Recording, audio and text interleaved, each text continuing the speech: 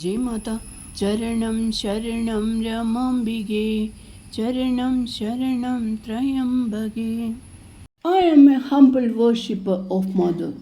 Though by birth I am the younger sister, nearness and familiarity have only increased in me the sense of awe and majesty of the gracious presence. To sublime virtues in her are found added a vivacity and freshness of constant love, gentleness, and generosity. It is sheer rapture to gaze upon the animated countenance during interludes of samadhi. Before and after samadhi, speech would flow from her like a spring of ambrosial sweetness. Lakshmi's charm, Saraswati's eloquence, Parvati's grace meet in her. In her complexion of pearl-like whiteness, there is blending of lovely hues and magic tints in delicate shades and subtle gradations. The virtues, her gentleness, her spontaneity, her sympathy, her sensitivity, her intensity, and her innocence seem to achieve perfection in the total charm of her wondrous personality. Her chief care, then as now, is for duty, and her highest teaching is obedience to the moral law.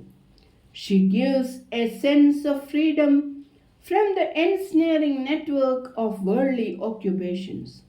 Her girlhood suggested to our pious family Purohit the grand imagery of the ceaseless celestial flame. Praise of her, he said, was offering to the sacrificial fire. Before touching the spirit, she gladdens the heart of the devotee at mere darshan. Her loveliness gives assurance that with it is entwined a divine purpose. There is no diminution visible of her patience upon earthly contact with human want and suffering. She can at any time withdraw into a splendid isolation of being, admitting of no penalties of contact with profanities of the world. Her love purifies and exalts without itself being sullied by anxiety or anguish. For those who come to her, what is dark in them gets sudden illumination. When she opens her lotus eyes, there is the efflorescence of a soul in the richness of a new realization, the plenitude of spiritual power, finding the rapture of a solemn dedication. In early years, of which I am writing, she looked like an angel of peace. She was the comfort of her mother, the bride of the father, the guardian goddess of our home. When she parted her ruby lips to speak her premature wisdom, she revealed her flashing teeth of pearly whiteness. She could soothe the mother's grief as well as curb the father's temper. From tender years, she began receiving the timid homage of the children of her own age. At the 14th year, when she was given in marriage, she had a slender frame of ravishing beauty. She had ripeness of understanding and seriousness of outlook. She had matured wisdom, discernment, and discrimination. Exceedingly handsome, she from girlhood showed exceptional confidence in herself far beyond her years.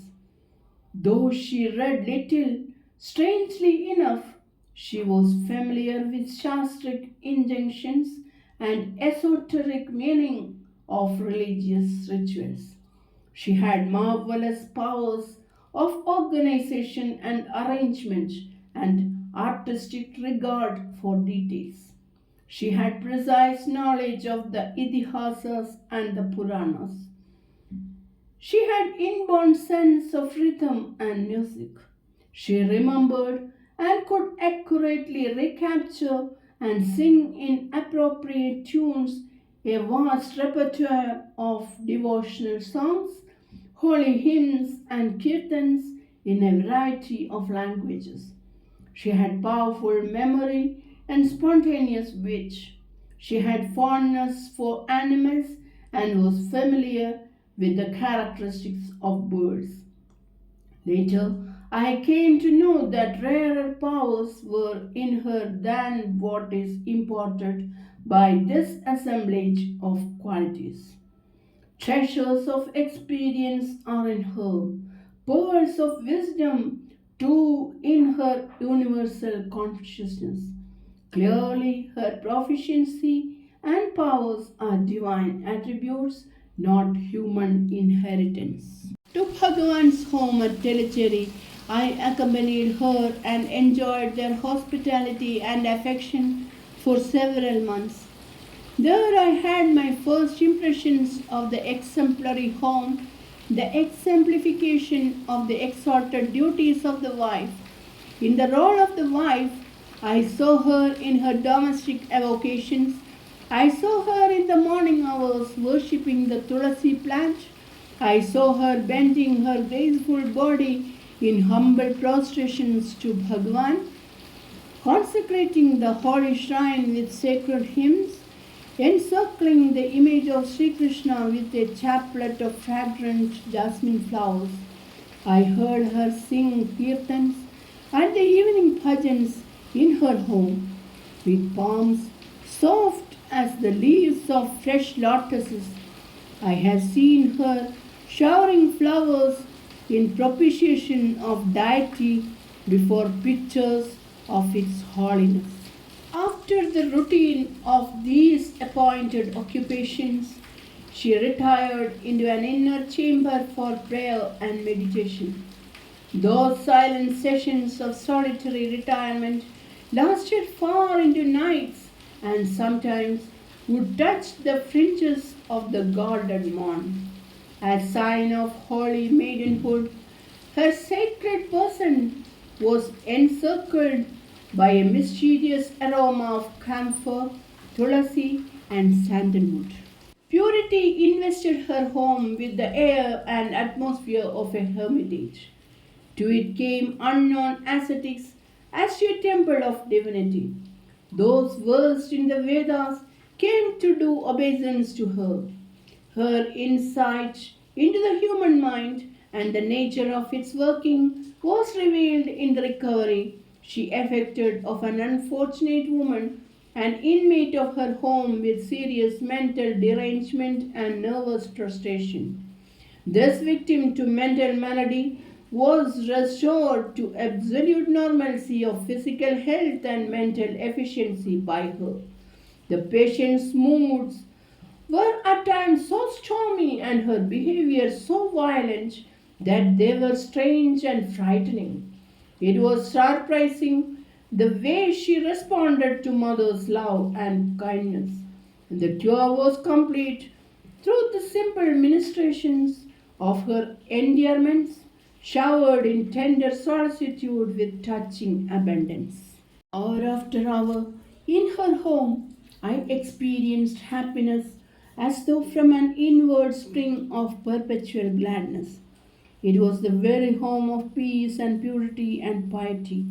One day, like a mass of thundering cloud, the temper of a serving woman mounted to a high pitch of rage, directed against another serving woman of the household.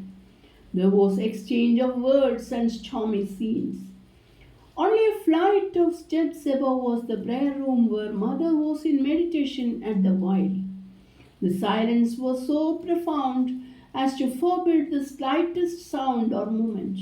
The loud altercation seemed a sacrilege and violation. Repeated appeals were of no avail. In the increasing fury of words, all attempts at pacification failed. Symbolic of divine intervention in remediless situations and dire calamities, all on a sudden, the more vociferous of the two in the quarrel became abruptly silent. Her frame trembled, the pupils of her eyes quivered. Her wandering eyes cast all round a glance that intense grief had made vacant and repentant tears had dimmed. She stood mute and motionless, as if there were occurred sudden deprivation of speech and motion. She was the picture of sorrow and repentance. The quiet of the place, superinduced by mother's meditation, should have cast its spell and hushed her into silence. Tranquil vibrations had inspired awe, and inherent solemnity had instilled reverence. Those early days are here recalled as part of a happy dream. My own marriage and departure to Bombay took me far away from the holy presence. This period of separation too was educative. There was enriching experiences. Years brought sorrow too. I have returned to mother with chastened heart to receive the higher instructions. The occasion on which I could summon courage by the grace of her to face the greatest calamity of my life was the death of my husband.